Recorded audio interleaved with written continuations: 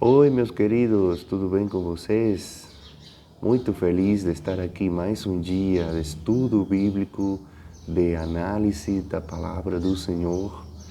Para hoje, vamos a entender um pouco mais sobre a vontade de Deus e para isso o Espírito Santo nos direcionou do livro de Jonas.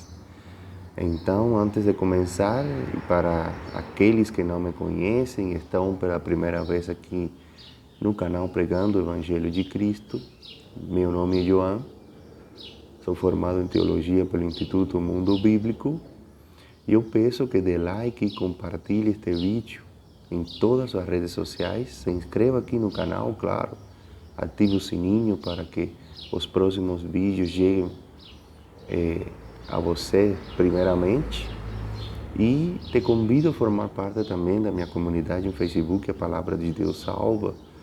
Lá postamos todos os dias devocionais, lá postamos vídeos de interesse escatológicos, postamos 3 capítulos da Bíblia todos os dias, porque estamos na missão de ler a Bíblia em um ano. Já estamos no livro de Josué, no Antigo Testamento, e no livro de Atos dos Apóstolos, no Novo Testamento.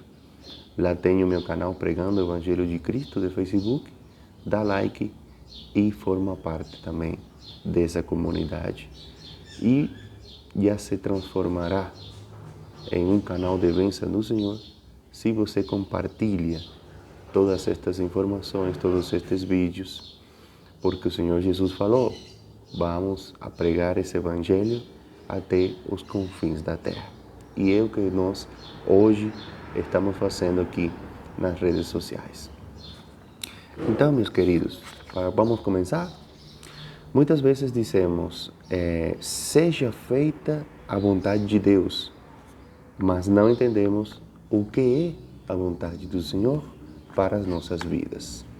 Sabemos que Deus é soberano e que sua vontade é boa, agradável e perfeita. Isso está escrito em Romanos capítulo 12, no versículo 2. Contudo, na prática, nem sempre compreendemos se o que está nos acontecendo está de acordo com os planos do Senhor. Não é verdade? Jonas, ele foi um exemplo de personagem que não conseguiu entender a vontade de Deus e precisou passar por dificuldades para aceitar o propósito do Senhor para a sua vida. Lembrando que Jonas foi um profeta menor, ele foi usado pelo menos uma vez para pregar a palavra de Deus e quando o Senhor apareceu na vida dele, ele fuge da vontade de Deus, do que Deus havia ordenado para ele, e teve que passar certamente por muitas dificuldades, principalmente até viveu no ventre de um grande peixe durante 3 dias e 3 noites. Mas vamos entender, vamos a começar a ler algumas passagens do livro de Jonas e vamos a entender como é a vontade do Senhor. Bom, baseado no exemplo de Jonas, podemos entender a vontade de Deus de 3 formas principalmente. Em primeiro lugar, a vontade de Deus, ela é ativa. Vamos abrir as nossas Bíblias no livro de Jonas, capítulo 1, e vamos ler os versículos 1 e 2. A palavra do Senhor veio a Jonas, filho de Amitai, dizendo, levante-se, vá à grande cidade de Nínive e pregue contra ela, porque a sua maldade subiu até a minha presença. Bom, aqui vemos que a vontade de Deus, ela foi ativa para Jonas, que fosse pregar em Nínive, para o povo de Nínive que se arrependessem. Quando Deus desafiou Jonas a pregar na cidade de Nínive, estava deixando claro que este era seu propósito para sua vida. Jonas é considerado um dos profetas menores porque ao menos uma vez foi usado por Deus para profetizar. Então, a vontade ativa de Deus pode ser percebida nos propósitos do Senhor revelado em suas promessas. Quando sabemos que algo realmente vem de Deus, precisamos aceitar como o melhor plano para as nossas vidas. Então, meu primeiro conselho, meus queridos irmãos e minha querida irmã, aceite a vontade do Senhor. Em segundo lugar, a vontade de Deus é permissiva. Vamos continuar lendo o versículo 3 do capítulo 1 de Jonas. Jonas se levantou, mas para fugir da presença do Senhor, para Tarsis. Desceu a Jope e encontrou um navio que ia para Tarsis. Pagou a passagem e embarcou no navio para ir com eles para Tarsis, para longe da presença do Senhor. A vontade de Deus aqui, meus queridos, foi permissiva. Para Jonas, que fosse para Tarsis, ele permitiu. Para Nínive, seus erros e pecados. Então, Deus permitiu que Jonas fizesse sua própria escolha de não ir para Nínive e sim para Tarsis. Era justamente o sentido contrário. Nínive ficava a cerca de 800 quilômetros de onde ele estava, ao nordeste por terra, mas Tarsis cerca de 3.000 quilômetros a oeste por mar.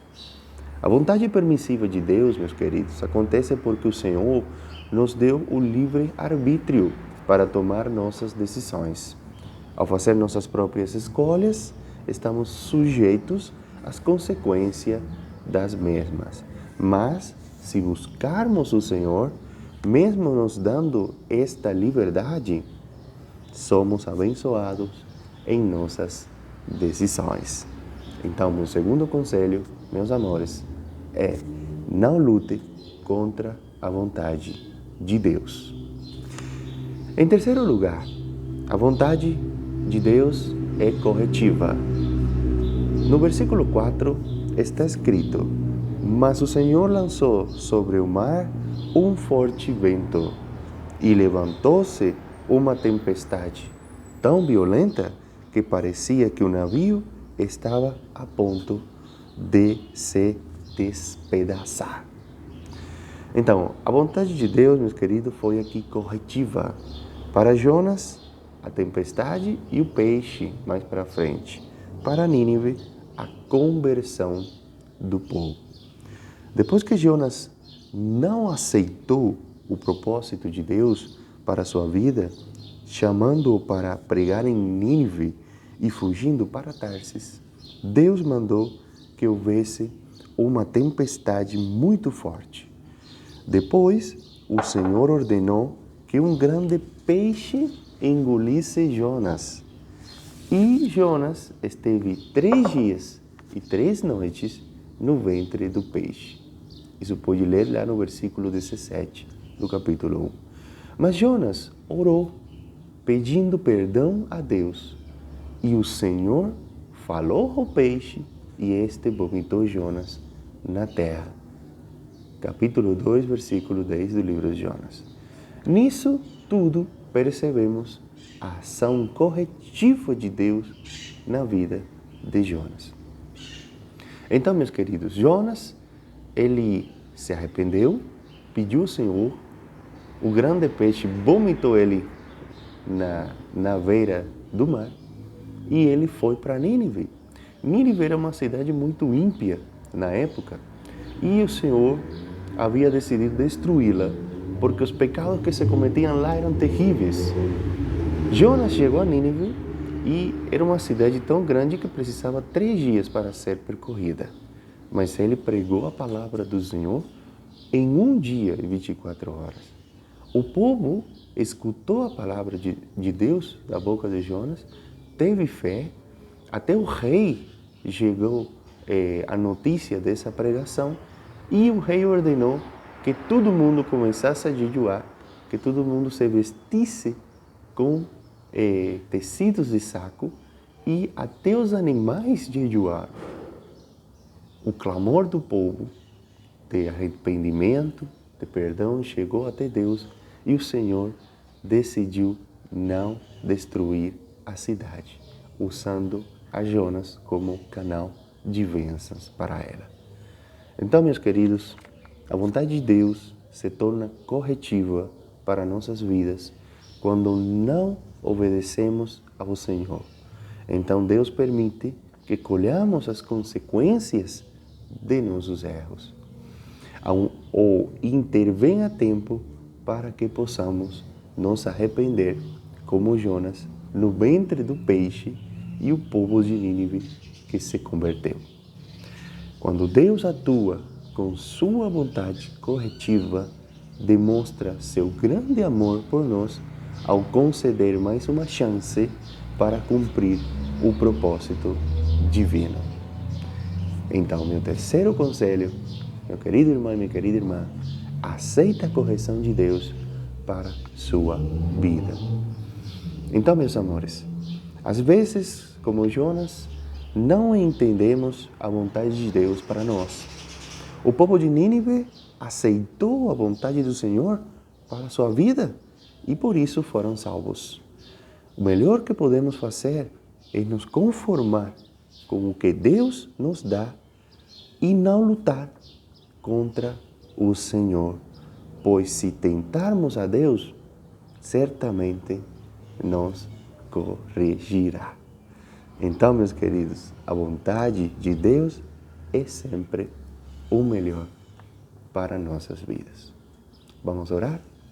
Senhor, meu Deus, meu Pai, estamos aqui hoje na Tua presença, Pai, para Te agradecer por mais um dia de vida, para Te agradecer porque o Senhor tem uma vontade boa, perfeita e agradável para nossas vidas.